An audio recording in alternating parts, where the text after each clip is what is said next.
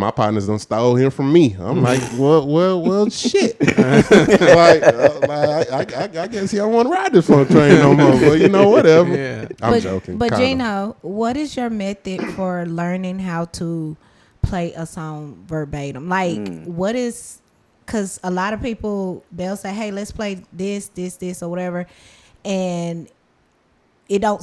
I mean, it'll sound like it, but you could tell it's not verbatim. But I've heard your playing, and you don't miss. And so I just want to know, like, tell the people, what is your method for learning how to play a song verbatim with the actual chords?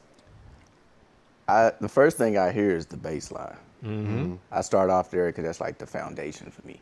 And once I have like the bass line, I know the chord progression, I can go from there. And then after that, it's literally me just, because once you got the progression, I can play whatever chord, but it still might not be right. Because they got, melody lines, and they might have certain inversions that they doing and everything like that. And then sometimes there's chords that's going over some bass notes that you just like, why did that work? I don't know. Yeah. But I literally break it down, and like when I hear a chord, like I don't have perfect pitch, but I can hear each individual note. Yeah. You know what I'm saying? I feel like I could have had it if I would have been trained when I was a kid. Right. But well, I don't know. I don't know how perfect pitch works. some people see colors and stuff. I don't see all that. I literally. It sounds like blue. I know if it's out of tune. right. Everybody know that. Absolutely. What? No, I take that back. Everybody don't know when they out of tune. There's some tone deaf people in this world. Yes, it is. They are at a Sunday morning worship. Some of these. Lou, you own one tonight. I love it. We had one in the choir, and she would be on the front row at this one church I played at, and she was tone deaf, and she would be in the front, in front of the mic, and that's all you heard. And those be the most confident. Oh yeah, singers. She's showing up to every practice, every Sunday, all that stuff. She faithful. The church is and you can quote me on this. The church is has been responsible to lying to people for years. The church has been responsible for lying to people. You want to know why? Because they refuse to tell willing workers the truth. Willing workers are one of my biggest pet peeves in the church because y'all let these people who just want to work, and we appreciate your tenacity. Appreciate it, man. But go sit down. Yeah. Go sit down. Sometimes it's not your gift. It's not. It's not. Go do something else. Go do something else, bro. But Chris Branham, what up? Chris, what's good, homie? Chris Branham said, "What church?" He said, "What church?" What church? Ain't none of your business, Chris. Any local church in your near city. It's a ton of them. Y'all nearby you. Exactly.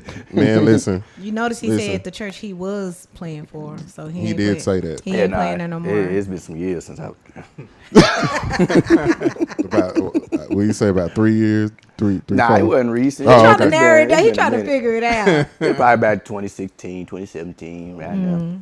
What made you?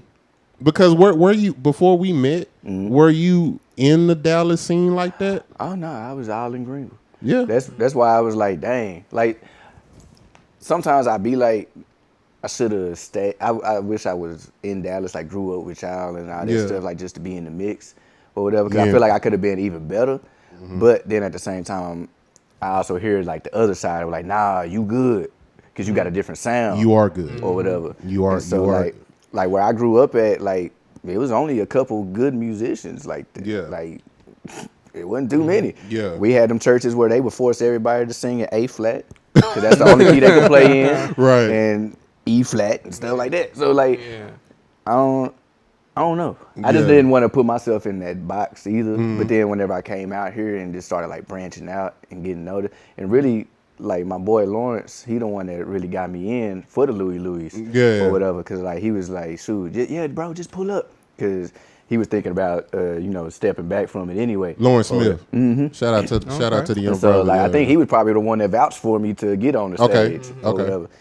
And so like that, and I know him through quartet music or whatever. So like we all grew up in the same scene or whatever, because he was out there in Terrell and all that, and I was in Greenville, and so like we was having quartet concerts every Saturday at Price Temple. Okay. And I think Bo commented. Yeah, that yeah. earlier. He said good old Price Temple. Yeah, them Price Temple days was crazy. Yeah. We bred a lot of musicians in that.